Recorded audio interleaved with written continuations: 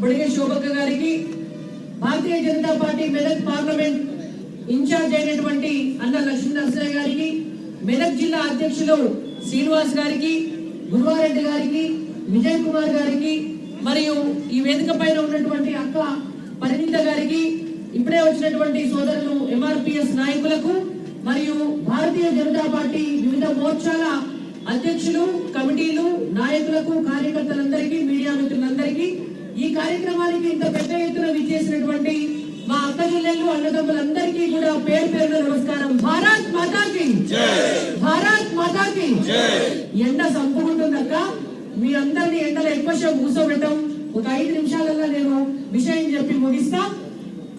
భారతీయ Janata party 10 సంవత్సరాల నుంచి ఈ దేశంలో అధికారంలోకి వచ్చిన సంధి, ఈ భారతదేశంలో ఉన్నటువంటి ప్రతి ఒక్క బిడ్డకు లాభం జరగాలనేటువంటి ఉద్దేశంతో ప్రజాసేవే లక్ష్యంగా, ఇందాక మా అక్క బొడిగె శోభక్క చెప్పినట్టు 24 గంటలల్లా రోజుకు 18-20 గంటలు కేవలం దేశం కోసమే పనిచేసేటటువంటి ప్రధానమంత్రి నరేంద్ర మోడీ గారు ఉన్న పార్టీ పరిపాలిస్తూ మీ అందరికీ కూడా లాభం జరగాలనేటువంటి ఉద్దేశంతో, భారతదేశంలో ఉన్నటువంటి ఆఖరి పౌరునికి కూడా ప్రతి ప్రభుత్వ సంక్షేమ పథకం అందాలనేటువంటి లక్ష్యంతో పారదర్శకమైనటువంటి పరిపాలన అందిస్తూ ఇవాళ పరిపాలన చేస్తున్నటువంటి పార్టీ భారతీయ జనతా పార్టీ. ఎందుకంటే కాంగ్రెస్ పార్టీ ప్రధానమంత్రిగా ఉన్నటువంటి రాహుల్ గాంధీ గారు ఒక మాట చెప్తుండే, మేము ఇక్కడ పైసలు ఇస్తే కింది దాకా పోయే వరకు ఐస్ ముక్క చేతిలో పట్టుకొని పోయినట్టు, ఆ ఐస్ ముక్క కరిగిపోయినట్టు, మేము 100 రూపాయలు ఇస్తే 15 రూపాయలే కింద ప్రజల దాకా పోతానే, గంత అవినీతి ఉన్నది కాంగ్రెస్ పార్టీ ప్రభుత్వంలా అని. అది గత కాలం. ఇవాళ నరేంద్ర మోడీ గారు వచ్చిన తర్వాత ఇక్కడ కూర్చున్న మా అక్క జిల్లాలో అన్నదమ్ములు అందరూ ఇట్లా ఉపాధి హామీ పనికి పోయేటోళ్ళు ఒక్కసారి చేతులెత్తురక్క. ఉపాధి హామీ పనికి పోయేటోళ్ళు మీరంతా పోతున్నారు కదా, ఇవాళ మీ అందరికి పైసలు మీ అకౌంట్ లో వస్తున్నాయా, వస్తలేవా? మధ్యలో ఎవరైనా తీసుకునే వాళ్ళు ఉన్నారా? లేరు కదా. గ్రామ పంచాయతీల సర్పంచులు, వార్డు మెంబర్లు, మా అన్నదమ్ములు, అక్క జిల్లాలు కూడా ఇక్కడ ఉండి ఉంటారు. వాళ్ళ అకౌంట్ లో కూడా ఇవాళ 1 రూపాయి కూడా కట్టు కాకుండా వస్తున్నాయా, వస్తలేవా? పైసలు వస్తున్నాయి కదా.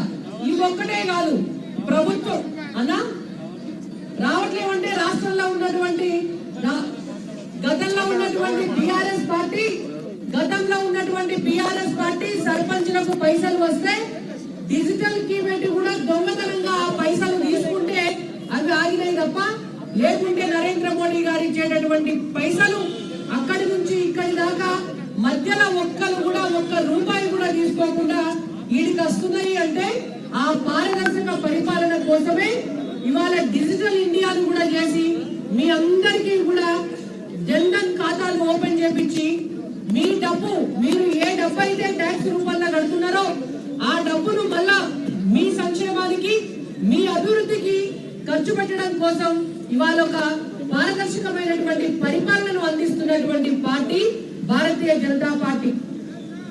బాధ్యతాయుతమైనటువంటి ప్రధానమంత్రిగా పని కల్పించి ఆ డబ్బు ఇవ్వడం కోసం ఉపాధి హామీ పథకం కావచ్చు, మీకు ఇచ్చేటటువంటి ముద్రా లోన్లు కావచ్చు, మీకు ఇచ్చినటువంటి ఉజ్వల గ్యాస్ కనెక్షన్లు కావచ్చు, మీ ఇళ్లలో కట్టినటువంటి శ్మశాన వాటికలు కావచ్చు, మీకు ఇస్తున్నటువంటి రేషన్ బియ్యం కావచ్చు, మీ ఊళ్ళల్లో వేస్తున్నటువంటి రోడ్లు కావచ్చు, మీ కాడ ఉన్నటువంటి ఐపాస్ లైట్లు కావచ్చు, గ్రామ పంచాయతీ మెయింటెనెన్స్ కావచ్చు, ఏమైనా కూడా ఇవాళ నరేంద్ర మోడీ గారు ప్రజా సంక్షేమం కొరకు ఊళ్ళు అభివృద్ధి చెందితేనే దేశం అభివృద్ధి చెందుతుంది. కాబట్టి గాంధీ గారు కలలుగన్న గ్రామ స్వరాజ్యం కోసం పాటుపడేటువంటి పార్టీ భారతీయ జనతా పార్టీ.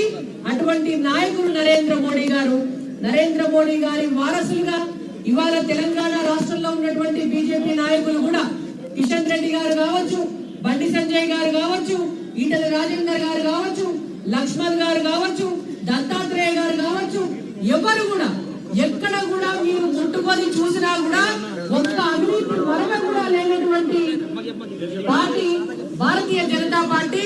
భారతీయ జనతా పార్టీ నాయకులు కాబట్టి అదే విధమైనటువంటి పరిపాలన కొనసాగాలంటే, భవిష్యత్తులో కూడా మీ అందరికీ కూడా లాభం జరగాలంటే, ప్రతి పైసా కూడా మీ సంక్షేమం కోసం ఖర్చు కావాలంటే మరొకసారి దేశంలో భారతీయ జనతా పార్టీ అధికారంలోకి రావాల్సినటువంటి అవసరం ఉన్నది. కొడుకు లెక్క, మీ అన్న లెక్క, మీ ఇంటి కష్టాలను కూడా తాను చూసేటట్టుగా మీ హక్కున ఉండేటట్టుగా మీకు సేవ చేయాలంటే వారు ప్రధానమంత్రి కావాలి. వారు ప్రధానమంత్రి కావాలంటే మెదక్ పార్లమెంటు సీటును కూడా గెలిపించాల్సినటువంటి బాధ్యత ఉన్నది. కాబట్టి ఈడ ఎంపీలు గెలిస్తేనే ఆడవారు ప్రధాని అవుతారు. కాబట్టి మోడీ గారిని ప్రధాని చేయడంలో మీ అందరి ఓటు అత్యంత కీలకమైనటువంటి ఓటుగా భావించి కమలం పువ్వు గుర్తు మీద ఓటేసి బీజేపీని గెలిపించాలని మిమ్మల్ని అందరినీ కూడా కోరుకుంటూ భారత్ మాతాకి జై, భారత్ మాతాకి జై.